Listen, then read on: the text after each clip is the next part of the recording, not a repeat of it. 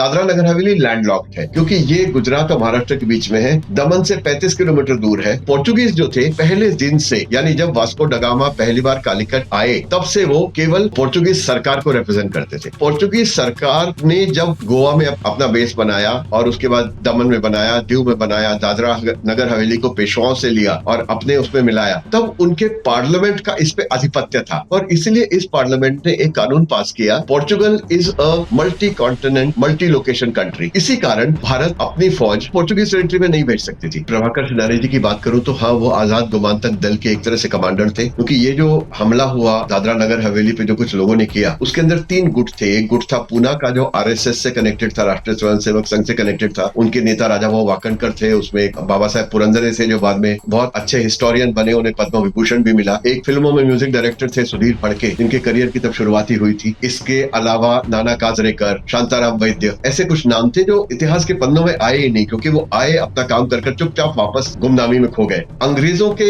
तुलना में पुर्तगाली बहुत ज्यादा बर्बर थे और वो बहुत बुरी तरह से जो है अपने सत्याग्रहियों को ट्रीट करते थे, जिसके कारण बहुत ज्यादा कुछ नहीं हुआ। मतलब नेहरू जी ने पार्लियामेंट में कह दिया था that the liberation of areas under Portuguese control are the responsibility of the people residing there and no Indian will interfere in the process. तो ऑब्वियसली अगर भारत से कोई जाता और ओपनली कहता कि हम जाके हमला करने वाले हैं, तो सरकार परमिट नहीं करती। It was an illegal activity. मुझे बाबा साहब पुरंदरे जी ने बताया कि उस समय लता जी जो है बिल्कुल शांत बैठी रही, कहीं उनके चेहरे पे कोई भाव नहीं आया। तो इन लोगों ने सोचा कि शायद अपना काम तो यहाँ भी नहीं बन रहा। ये जब उठने की तैयारी में थे तब उन्होंने देखा कि लता जी की आंख से आंसू आ रहा था। इंटरनेशनल रेमिफिकेशंस को ध्यान में रखते हुए कि इंटरनेशनली क्या इसका असर होगा, नेहरू जी ने इस देश को, इस इलाके को अपने में सम्मिलित करने के लिए बना कर दिया। 1954 से 1961 तक, यानी 7 साल तक ये पूरा इलाका एक आजाद देश के रूप में चला। It was called the free state of Dadra and Nagar Haveli. बहुत लोगों को नहीं पता, लेकिन उस समय भारत में 3 सरकारें चल रही थी। देखिए, इतिहास ऐसा है मजेदार कि एक दिन के लिए पंडित जवाहरलाल नेहरू और केजी बदलानी प्रोफाइल वाइज एक ही थे, दोनों आजाद देशों के प्रधानमंत्री थे। अब मेरा समझिए कि मिशन है कि इस आजादी के संग्राम के बारे में, जिसके बारे में लोगों को नहीं पता है, इसे ज्यादा से ज्यादा लोगों तक पहुंचाना है।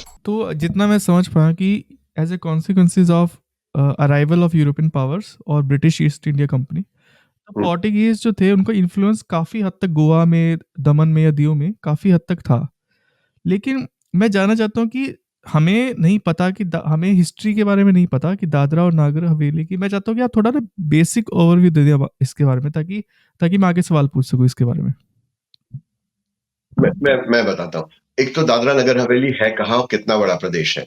ये 72 गांवों का प्रदेश है जो करीब करीब 550 स्क्वायर किलोमीटर का है।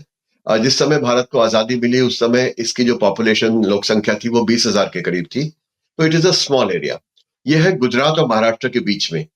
और इस एरिया की बाकी पोर्चुगीज ऑक्यूपेशन, यानी दीव, दमन और गोवा, इनसे अलग ये ऐसे है कि इसमें कोई समुद्र का रास्ता नहीं है। बाकी सब में समुद्र के रास्ते थे। गोवा में है, दमन में है, दीव में है, सारे पोर्ट्स हैं ये लोग। और दादरा नगर हवेली लैंडलॉक्ड है क्योंकि ये गुजरात और महाराष्ट्र के बीच में है। दमन से 35 किलोमीटर दूर है और दमन और इसके बीच में भारत का, इस समय गुजरात का एक एक पोर्शन लैंड पीस था बीच में। तो इसीलिए ये लैंडलॉक्ड एरिया है। सबसे पास का अगर आप देखेंगे तो इसका रेलवे स्टेशन वापी है, जो करीब करीब जैसे दिल्ली गुड़गांव की तरह है। थोड़े से डिस्टेंस पे दादरा नगर हवेली की सीमा शुरू होती है। और एयरपोर्ट पूछेंगे तो सूरत है पास का सबसे एयरपोर्ट। सूरत से हम 3 घंटे के डिस्टेंस पे, 3.5 घंटे के डिस्टेंस पे ये एरिया है। तो ये तो एरिया का ओवरव्यू हुआ। ये क्या था? ये एरिया पहले तो एक ट्राइबल एरिया है। इसमें कोंकणी, वारली, ये ट्राइबल ज्यादा रहते हैं। 80% पॉपुलेशन तब इन्हीं ट्राइबल्स की हुआ करती थी। इस पर ट्राइबल किंग्स थे, लेकिन उन पर एक युवक आए थे जोधपुर से। उन्होंने आकर, राजपूत थे, जिन्होंने आकर अपना आधिपत्य स्थापित किया और धर्मपुर नाम से राज्य बनाया। तो ये धर्मपुर स्टेट माना जाता था। धर्मपुर स्टेट वापी तक भी था, इधर दमन की बॉर्डर तक था। और दादरा नगर हवेली का जो कंप्लीट एरिया है, उससे नीचे तक का कुछ एरिया धर्मपुर स्टेट में आता था। अब बहुत बार ट्रांसफर ऑफ पावर हुआ और शिवाजी महाराज ने भी जब सूरत अटैक किया था तो उस समय वो धर्मपुर स्टेट के थ्रू गुजरे थे। लेकिन वापस जाते समय धर्मपुर के राजा ने जो जो उन्होंने सूरत से लूटा था वो लेने की कोशिश की, तो मराठों के साथ इनकी थोड़ी अनबन हो गई। कुछ ट्रीटीज भी हुई बाद में, लेकिन अल्टीमेटली अनबनी रही। और अल्टीमेटली ये पेशवा सरकार के कंट्रोल में चला गया, यानी मराठों के कंट्रोल में था। अब ये इलाका पोर्चुगीज लोगों के पास कैसे पहुंचा? वो ऐसे पहुंचा कि पेशवाज जो थे वो आपको पता है कि प्रधानमंत्री थे राजा के, बट डिफैक्टो वही रूलर हुआ करते थे। उनके परिवार में फूट पड़ गई। एक बाजीराव के बेटे थे, बाजीराव जो महान योद्धा माने जाते हैं, उनके बेटे थे राघोबा दादा। वो अपने पेशवा पद पे क्लेम करने लगे, लेकिन जब उन्होंने क्लेम किया तो एक्चुअली तो वो लीनिएज अपने सीधे सीधे लीनिएज में जाएगा ना। तो उनके जो माधवराव वन थे पेशवा, वो बहुत बहादुर माने जाते थे। महाराष्ट्र को उन्होंने बहुत, मराठा साम्राज्य को बहुत उन्होंने स्ट्रांग किया। उनकी अकाल मृत्यु हो गई और उनके बेटे को, नारायण राव को, राघोबा दादा ने मरवा दिया। कुछ दिनों के लिए पेशवा बने। जब वो पेशवा बने तो ओरिजिनल जो लॉयलिस्ट थे पेशवा नारायण राव के, माधव राव के, उन्होंने एक ग्रुप बनाया, 12 भाई, 12 भाई करके, 12 भाई मिलके, और उन्होंने मिलकर राघोबा दादा की फौज को हराया और नारायण राव के छोटे बच्चे को, जो शायद 2 या 3 साल का था, तो छोटा ही था, उसको गद्दी पर बिठाया, पेशवा की गद्दी पे बिठाया और उसके बिहाफ पे सारी सरकार चलाई। अब ये राघोबा दादा जाके अंग्रेजों से मिल गए।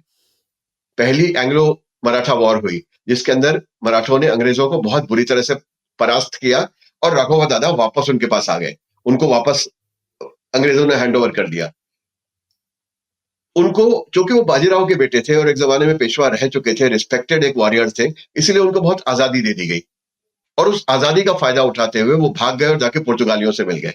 अब ये पोजीशन है कि सेकंड एंग्लो मराठा वार हो रही है, उधर पुर्तगाली राघोबा दादा के साथ मिलकर प्रेशराइज कर रहे हैं मराठों को, और उस समय जो है पानीपत का युद्ध हो चुका था, मराठे काफी कमजोर हो चुके थे और उसके बाद माधवराव ने काफी उसको रिजरेक्ट किया, माधवराव वन ने, लेकिन फिर भी कमजोर हालत में थे, उनकी तिजोरियां खाली थी। तो इस समय में वो ये जानते थे कि हम अंग्रेज, दक्षिण में निजाम और साथ में पोर्चुगीज, इन तीनों से इकट्ठा नहीं लड़ सकते, और उसमें भी अगर पुर्तगालियों के साथ राघोबा दादा जाके मिल गए तो उनका भी तो सपोर्ट बेस था ही महाराष्ट्र में। तो उन्होंने कहा हम इतने फ्रंट पे इकट्ठे नहीं लड़ सकते। तो पुर्तगालियों को भी ये पता था और उन्होंने एक प्रस्ताव रखा। प्रस्ताव ये रखा कि उनका एक जहाज था संताना, जिस जहाज को उस समय से 4 साल पहले एक जानोजी धुलप करके नेवल, एक इनके कमांडर थे मराठों के, उन्होंने उस जहाज को लेकर उसको डिस्ट्रॉय किया था, जला दिया था। तो पुर्तगालियों ने 4 साल बाद उसका प्रपोजल रखा, इसका कॉम्पेंसेशन हमें दीजिए। बात तो कॉम्पेंसेशन की थी, लेकिन एक्चुअल बात यह थी कि अगर आप इस समय हमसे संधि करके हमें कुछ नहीं देंगे तो हम राघोबा दादा के साथ मिलकर तीसरे फ्रंट पे आप पे लड़ाई कर देंगे, जो कि लड़ाई संभव नहीं थी। इसलिए पेशवाओं ने एक उनके साथ एग्रीमेंट किया जिसमें उनको कुछ टीक वुड दिया नया जहाज बनाने के लिए, कुछ कैश दी, कुछ पैसे दिए, लेकिन उस समय पेशवाओं की तिजोरी काफी खाली थी, तो इसलिए उन्होंने एक इलाका दे दिया दादरा नगर हवेली का, जिसमें से उनको 12,000 रुपए साल की इनकम रेवेन्यू के रूप में आती थी, और कहा कि बाकी का पैसा आप इसमें से ले लीजिए।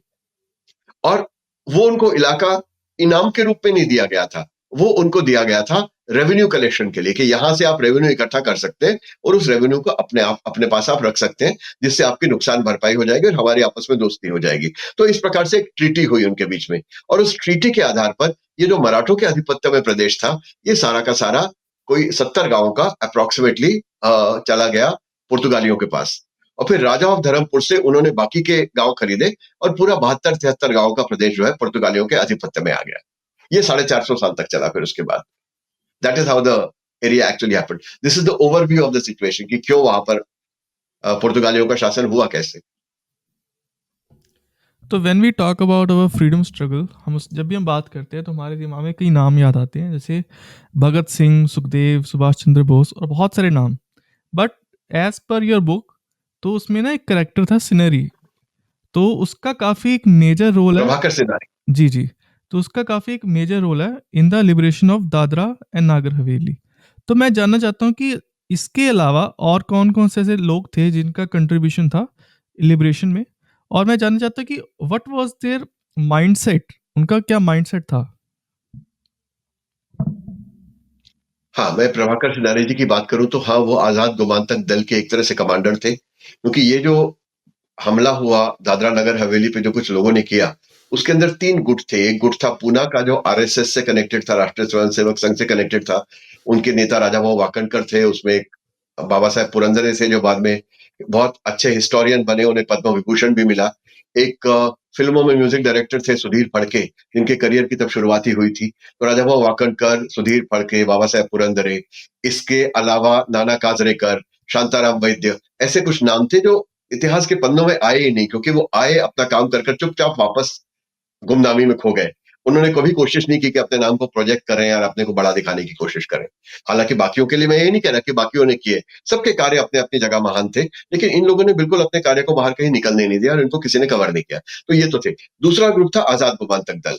अब आजाद, ये जो आरएसएस के थे, ये संपूर्णतः सावरकर जी से प्रेरित थे और ये अखंड भारत में विश्वास करते थे। अखंड भारत कायम है, वो चाहते थे कि भारत के हर कोने को आजाद होना चाहिए और ये समझते थे कि जब तक पुर्तगाली गोवा, दमन, दीव, दादरा, नगर हवेली पर हमला कर रहे हैं, तब तक हमें कोई अधिकार नहीं कि हम भारत की स्वतंत्रता की डींग हाँके, क्योंकि अभी तक हमारे इलाके कुछ परतंत्र में हैं। ये विचारधारा के थे। दूसरे थे आजाद गोमांतक दल। अब ये आजाद गोमांतक दल जो है, ये गोवा कांग्रेस का एक हिस्सा था जो टूट के बना।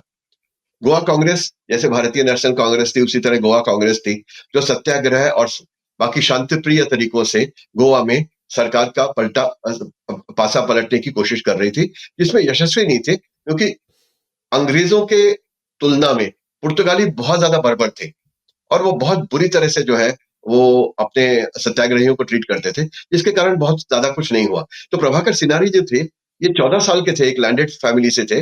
तो हैं अभी भी हैं वो, गोवा में रहते हैं, भगवान उनको लंबी उम्र दे। तो वो 14 साल की उम्र में राम मनोहर लोहिया जी आए थे वहां पे। उन्होंने एक सभा की थी। उस सभा के समर्थन में इनके टीचर थे सदानंद बड़ापट। वो जो है, उन्होंने कुछ बच्चों का एक छोटा सा जुलूस निकाला। जब वो जुलूस निकाला, तो उस जुलूस पर पुर्तगाली घुड़सवार पुलिसों ने हमला किया, लाठियों से मारा, बेल्ट से मारा उन बच्चों को, उन टीचर्स को भी मारा। तो उसे देख के प्रभाकर सिनारी जी के मन में ये हुआ कि ऐसी क्रूर जो शासन है, इसके खिलाफ सत्याग्रह चलने वाला नहीं है, अपने को बंदूक उठा के इनके खिलाफ चलना पड़ेगा। इसलिए वो आजाद गोमांतक दल में शामिल हो गए। आजाद गोमांतक दल एक थोड़ा मिलिटेंट फैक्शन था गोवा कांग्रेस का, तो उससे अलग हुआ और उन्होंने निर्णय लिया कि वो हथियार उठाकर और क्रांति लाएंगे। उन्होंने उसके लिए एक बैंक लूटा, एक सरकारी ट्रेजरी लूटी, उसमें एक गार्ड की मौत हुई, जिसमें इन सब लोगों को अरेस्ट किया गया। वो जेल, जैसे प्रभाकर सिनारी, तो आप किताब पढ़ेंगे तो जानेंगे किस किस बहादुरी के साथ जेल से भागे वो, और किस तरह से जेल से भागकर दीवारें तोड़कर और वो इंडिया की सीमा में आ गए। तो बाकी सब पे जब वारंट निकले, तो उन्हें पता था अगर हम पकड़े गए तो या तो हमारे मार दिया जाएगा, या हमको पुर्तगाल में या अंगोला भेज दिया जाएगा काला पानी की तरह। तो इसीलिए उन्होंने सोचा कि हम यहाँ से भाग जाते हैं। वो सब लोग भाग के भारत आ गए और वो लोग बेलगांव में उन्होंने गवर्नमेंट इन एग्जाइल टाइप अपना आजाद गोमांतक दल का दफ्तर बनाया। कुछ लड़के ये थे जिनके नेता थे प्रभाकर सिनारी और उनके अध्यक्ष थे विश्वनाथ लवांदे। इसके अलावा एक तीसरा ग्रुप था जो कम्युनिस्ट का था।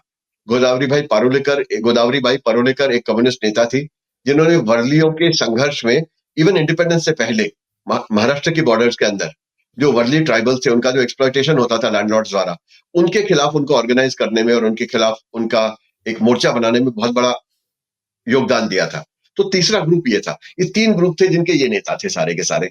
इन लोगों ने ये सब एक तरह से कभी मिलके, कभी आजाद गोमांतक दल और आरएसएस ग्रुप तो इकट्ठे ही रहे, लेकिन कम्युनिस्ट पहले मिलना चाहते थे, बाद में इनके डिफरेंसेस हो गए, वो अलग हो गए, उन्होंने अलग किया, इन्होंने अलग किया, आपस में भी इनका कॉन्फ्लिक्ट हुआ। वो सब आप किताब में जानेंगे। लेकिन फैक्ट रिमेन्स कि ये सारे टोटली अननोन थे बाकी किसी फ्रीडम स्ट्रगल से। बाद में सिनारी जी जो थे, वो आईपीएस में आ गए, इंस्पेक्टर जनरल पुलिस हुए। और जब जूलियो रिबेरो जो है एडमिनिस्ट्रेटर थे, जो डीजीपी हुआ करते थे मुंबई में, जब पंजाब में डिस्टर्बेंसेस चल रहे थे, तो उस समय इन्होंने बहुत साथ दिया जूलियो रिबेरो जी का। और आज की तारीख में भी भगवान उनको लंबी उम्र दे, एकदम कड़क इंसान है, ऐसे सीधा बैठते हैं, बड़ी बुलंद आवाज में बोलते हैं, हालांकि 90 साल से ज्यादा के हैं वो। जी, ये लोग थे इन्वॉल्व इसके अंदर सारे। तो अगर जैसे कि एज पर ये बुक, तो जितने भी मैं सवाल पूछ रहा हूँ आपकी बुक के रेफरेंसेस के हिसाब से मैं पूछ रहा हूँ, और आपकी बुक में एक बहुत ही मतलब खास चैप्टर है जिसमें आई थिंक जो लता मंगेशकर और मोहम्मद रफ़ी, इनका कंट्रीब्यूशन बताया गया है। हाँ जी, जी, जी। मैं चाहता हूँ कि आप इनके बारे में थोड़ा बताइए। जी, जी, ये सबसे मशहूर उसका एपिसोड यही है। अभी जब किताब लॉन्च हुई थी 27 अगस्त को, तो कम से कम 30, 35, 40 न्यूज़पेपर्स ने कवर किया था उसके लॉन्च को। तो उसके अंदर मैक्सिमम ने तो यही हेडिंग दिया था, how Lata and Rafi financed the revolution. इस तरह का उन्होंने, पीटीआई की न्यूज़ आइटम थी जो बहुत सारे न्यूज़पेपर्स ने उठाई थी, और प्रेस में कवरेज काफी इसी आइटम का आया था। तो उसमें ऐसा था कि देखिए, ये पूना का ग्रुप इकट्ठा हुआ, इन्होंने सोचा कि हमें सशस्त्र क्रांति करनी है और हथियार उठाकर हमने दादरा नगर हवेली को मुक्त कराना है। अब यहाँ तक तो रही इरादे की, नियत की और बुलंदी की बात, लेकिन उसके लिए पैसा चाहिए। अब पैसा आप कहाँ से लाएंगे? ये तो सारे या तो मध्यम वर्ग के थे या निम्न मध्यम वर्ग के थे या स्टूडेंट थे, घर से कोई मजबूत नहीं थे, तो घर वालों से पैसा आने का मतलब ही नहीं बनता। रिश्तेदारों से मांगने का मतलब नहीं बनता, क्योंकि जब सरकार ने पॉलिसी डिक्लेयर कर दी कि कोई भारतीय, मतलब नेहरू जी ने पार्लियामेंट में कह दिया था that the liberation of areas under Portuguese control are the responsibility of the people residing there and no Indian will interfere in the process. इस तरह का कोई उन्होंने बयान दिया था, इस आशय का बयान दिया था। तो ऑब्वियसली अगर भारत से कोई जाता और ओपनली कहता कि हम जाके हमला करने वाले हैं, तो सरकार परमिट नहीं करती, it was an illegal activity, तो किसी से मांगने का सवाल नहीं होता था। तो जब उन्होंने अपने सारे सोर्सेज एग्जॉस्ट कर लिए, तो सोचा अब क्या किया जाए। तो उनमें थे एक सुधीर फड़के। सुधीर फड़के जी एक नवोदित संगीतकार थे, मराठी फिल्मों के और मराठी म्यूजिक के रेडियो वगैरह पर। तो उन्होंने लता जी के साथ कुछ गाने रिकॉर्ड किए थे पहले। तो उस समय लता जी काफी अपनी बुलंदियों पे थी, और लता जी का और रफी जी का भी संबंध बहुत बहुत प्रगाढ़ और बहुत अच्छा था। तो उस समय जो है सुधीर फड़के जी ने एज अ लास्ट रिसोर्ट बोला चलो लता दीदी को पूछ के देखते हैं। तो इसीलिए सारे के सारे उठे और लता जी के घर में चले गए, और उनको बुलाकर उनके सामने उन्होंने अपना पूरा प्रोग्राम बताया। अब मुझे बाबा साहब पुरंदरे जी ने बताया कि उस समय लता जी जो है बिल्कुल शांत बैठी रही, कहीं उनके चेहरे पे कोई भाव नहीं आया। तो इन लोगों ने सोचा कि शायद अपना काम तो यहाँ भी नहीं बन रहा। ये जब उठने की तैयारी में थे, तब उन्होंने देखा कि लता जी की आंख से आंसू आ रहा था। अच्छा, बैकग्राउंड क्या है इसकी, कि लता जी हैं मंगेशी गांव से, वहां एक टेम्पल है इनका, मंगेश टेम्पल, जिससे उनका मंगेशकर नाम आता है। और उस मंदिर पे, जो शिव का मंदिर है, पोर्चुगीजों ने कंट्रोल कर रखा था, आधिपत्य जमाया था, और लोगों को जाने आने में भी वो अड़चन डालते थे। तो लता जी ने कहा कि आप पुर्तगालियों के खिलाफ लड़ रहे हैं, जिन्होंने अत्याचार मचाया है मेरे मंगेशी के मंदिर में, मंगेश के मंदिर में। तो इसलिए मैं अगर आपकी मदद करती हूँ, तो एक तरह से मैं अपने मंगेश की ही सेवा कर रही हूँ। इसलिए आप बताइए आप मुझसे क्या चाहते हैं? उन्होंने कहा हमें तो धन चाहिए। तो उन्होंने कहा जी धन तो नहीं मैं दे सकती, क्योंकि इलीगल हो जाएगा वो। लेकिन मैं एक काम करती हूँ, मैं पूना में एक कॉन्सर्ट करती हूँ, और उसके टिकट के जो पैसे आएंगे वो सारे मैं आपको दे देंगे, मेरा कोई चार्ज नहीं होगा, और आप रफी जी के पास भी जाइए। तो उन्होंने रफी जी को के पास भेजा इनको। रफी जी ने भी पूरी बात सुनी और तुरंत ही मान्य कर लिया, क्योंकि एक तो लता जी ने बताया था, दूसरी कहानी ही ऐसी थी, वो उनका जो प्लानिंग थी वो ऐसी थी। हाँ की इसमें एक छोटी सी बात देखिए, उनमें से एक वॉलेंटियर थे नाना काजरेकर। जैसे ही रफी जी ने कहा हाँ मैं चलने को तैयार हूं, तो उठे और जाने लगे। तो रफी जी ने उनको बुलाया और पूछा कि भाई कहाँ जा रहे हो? तो नाना ने बोला कि मैं आपकी टिकट कराने जा रहा हूँ। रफी जी ने उनको पास बुलाया और उनके कंधे पे हाथ रख के वैसे उनसे बोला कि ये देश जितना आपका है उतना मेरा भी है। अगर आप अपनी जान की बाजी लगा रहे हैं, तो क्या मैं एक रेलवे टिकट नहीं खरीद सकता? देखिए बात छोटी है, लेकिन कितनी भावना कितनी बड़ी है। फिर ये जो है, ये कॉन्सर्ट हुआ पुणे में। एक बार कैंसिल हुआ, क्योंकि जिस दिन कॉन्सर्ट होना था उस दिन लता जी का रास्ते में एक्सीडेंट हो गया, वो पहुंच नहीं पाई। दोबारा अनाउंस हुआ, और दूसरी बार जब हुआ तो वो हाउसफुल रहा, और उसका रेवेन्यू सारा इनके पास आया। और एक-एक इत्तेफाक है देखिए, अब कॉन्सर्ट करना है लता जी का, तो म्यूजिक कहाँ से आएगा? तो सी रामचंद्र जी के पास गए, वो लता जी के नाम से मान गए। अब उसके लिए वेन्यू कहाँ से होगा? साउंड सिस्टम चाहिए, स्टेज चाहिए, कुर्सियाँ चाहिए, टेबल चाहिए। अब इसके लिए पैसा होता तो लड़ाई में ना लगा देते, पैसा ही नहीं था, क्या करते? तो जिस वेन्यू पर ये पहुंचे, डेक्कन क्लब में, वहां पर उस समय इत्तेफाकन पृथ्वी थिएटर्स का थिएटर फेस्टिवल हो रहा था। और जिन तारीखों में पृथ्वी थिएटर्स पृथ्वीराज कपूर जी ने सेटअप किया था, तो आपको बताया तो नाटक अब भी वहां होते हैं पूना में पृथ्वी थिएटर्स में। तो जब इन्होंने वहां गए तो उन्होंने देखा कि जो टेंट जिन्होंने अरेंज किए हैं, जिन्होंने कुर्सियां अरेंज की है, वहां पे एक वसंतराव झांटले थे, वो इनके आप्त और मित्र थे और इनकी ही विचारधारा के थे। और उन्होंने इनको बताया कि जिस दिन में आप कॉन्सर्ट करना चाहते हो, उस दिन एक प्ले जो है किसी का बाहर से आना था वो कैंसिल हो गया है, थिएटर खाली है, आपको मिल जाएगा। और जब मैं लता जी के नाम से पृथ्वी थिएटर्स को बोलूंगा तो कोई मना नहीं करेगा। अब देखिए कैसे भगवान भी मदद करते हैं उनकी जो अ, बुलंद इरादे रखते हैं। तो उनको वो इफेक्टिवली फ्री में मिल गया उस दिन के लिए, और सेटअप बना हुआ मिल गया जहां पे कॉन्सर्ट होना था। वो बात अलग है, पहले दिन कैंसिल हुआ, दोबारा हुआ, वो सब बात अलग है, लेकिन फैक्ट रिमेन्स कि इनको वर्चुअली बगैर कुछ इन्वेस्टमेंट किए वो कार्यक्रम इनका हो गया। इनके पास तो एडवर्टाइजमेंट छापने के पैसे नहीं थे, तो सफेदी के डब्बे लेके लाल बत्ती जहां होती है, सड़क पे क्रॉसिंग होती है, और रोड पे लिख दिया करते थे लता मंगेशकर का कॉन्सर्ट, और रोड पे, ताकि जो देखे वो वहां पे आ जाए। लेकिन पब्लिसिटी अच्छी रही होगी, क्योंकि सब लोग आए और पैसा मिला, और उस पैसे से इन्होंने राइफल और पिस्टल खरीदी। उसी पैसे से इन्होंने अपने इंटेलिजेंस के लिए लोग भेजे अंदर, जो जाके पूरी इंफॉर्मेशन लेके आए। इसी पैसे से लोकल नेटवर्क बनाया, इसी पैसे से सारे इनके खर्चे चले। तो जैसे अभी आपने रेफरेंस दिया था सत्याग्रह का, तो सत्याग्रह और जितने भी दूसरे प्रोटेस्ट, जी। तो वो ब्रिटिश के खिलाफ तो बहुत अच्छे से काम किए, बट वो पोर्टुगीज के खिलाफ काम नहीं किए। वो इसके पीछे का रीजन क्या था मतलब? ये मैं आधिकारिक तौर पे कह पाऊं ऐसा तो मैं अपने आप को पात्र नहीं समझता, लेकिन हाँ, मैं अपनी पर्सनल इसके बारे में जो ओपिनियन है वो बता सकता हूँ कि एसेंशियली अंग्रेज भी क्रूअल थे, इसमें कोई डाउट की बात ही नहीं है। जालियांवाला बाग का एपिसोड हम किसी से छुपा नहीं है, लेकिन फिर भी there was some sense of justice in them, कहीं ना कहीं था। इतना अत्याचार करने के बाद उस ब्रिगेडियर डॉयर पे उन्होंने केस चलाया, उसको सजा हुई। पोर्तुगीजों में ऐसा कुछ नहीं था, आउटराइट बर्बर थे, क्रूअल थे। इसलिए सत्याग्रह जहां भी होता था वहां उसको पूरी क्रूरता के साथ उसको सप्रेस कर देते थे कंप्लीटली। और उस सप्रेशन के कारण बहुत ज्यादा सत्याग्रह उनके खिलाफ इफेक्टिव हो ऐसा, या उनके खिलाफ कारगर हो ऐसा लगा नहीं कभी किसी ने, इसीलिए लोगों ने हथियार उठाए। तो जैसे थोड़ा सा पीछे चलता हूँ, आपने एक स्टेटमेंट बताई थी कि जो जवाहरलाल नेहरू जी ने बोली थी for the, I think, Goa की लिबरेशन की जो आपने बात की थी, तो मैं जानना चाहता ये हूँ, सारे सारे स्टेट्स के पूरा पॉसिबल। जी, तो बट इट कॉन्ट्राडिक्ट्स विद बोलो। द कंसेप्ट ऑफ अखंड भारत, जो मतलब उस टाइम पे अखंड भारत का जो कंसेप्ट था, उसके थोड़ा सा वो कॉन्ट्राडिक्ट करता है। मैं जानना चाहता हूँ कि आपके इस पे कुछ व्यूज वगैरह हो। हाँ, पूरा पूरा कॉन्ट्राडिक्ट करता है, क्योंकि अखंड भारत जो था वो राष्ट्रीय स्वयंसेवक संघ या सावरकर जी का कॉन्सेप्ट था। वो कांग्रेस का कॉन्सेप्ट कभी भी नहीं था। और दूसरा, ऐसा नहीं कि नेहरू जी की कोई कमजोरी थी जिसके कारण वो कर नहीं पा रहे थे। कुछ लोग इसको इस तरह भी देखते हैं कि नेहरू ने कमजोरी दिखाई, या नेहरू जी ने अपनी शांति प्रियता और शांति दूत होने का एक उदाहरण देने के लिए ये किया कि हम हमला नहीं करेंगे, पर ऐसा कुछ नहीं था। It is about real politics. मतलब उस समय नेहरू जी भी जानते थे पार्लियामेंट के अंदर, जब उन्होंने स्टेटमेंट दी तब, कि भारत उस समय ना तो ये इच्छा रखता था, ना ये शक्ति रखता था कि वो सारे के सारे नाटो पावर्स के साथ डायरेक्टली दुश्मनी मोल ले। तो उन्होंने उस समय ये रास्ता समझा कि शायद वही निर्णय हो सकता था, कि उन्होंने ये निर्णय लिया कि नहीं, अभी हम फिलहाल इसमें नहीं पढ़ते। अब उनके दिमाग में क्या था, क्या वो बाद में इसको करते या कोई और प्रोसेस उनके दिमाग में था, ये कहना बड़ा मुश्किल है, क्योंकि चीजों ने ऐसा ऐसा एक टर्न ले लिया, इन लोगों ने इंटरवीन किया उसके अंदर, कि जिसके कारण एक सिलसिला चलता गया। और अल्टीमेटली 1954 में दादरा नगर हवेली आजाद हुआ, और 1961 में गोवा दमन दीव में भारत ने अपनी फौज भेजी और पोर्चुगीजों को वहां से खदेड़ा।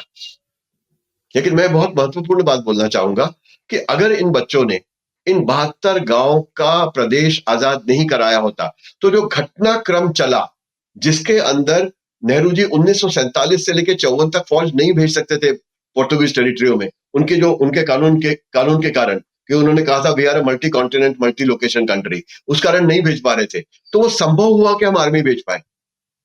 तो 72 गांव नहीं छुड़ाए, उन्होंने एक घटनाक्रम की शुरुआत करी, जिस घटनाक्रम के चलते हुए अल्टीमेटली एक ऐसी परिस्थिति आई कि दिसंबर 1961 में नेहरू जी फौज को गोवा दमन दीव में भेज सके और उसको भी आजाद करा सके।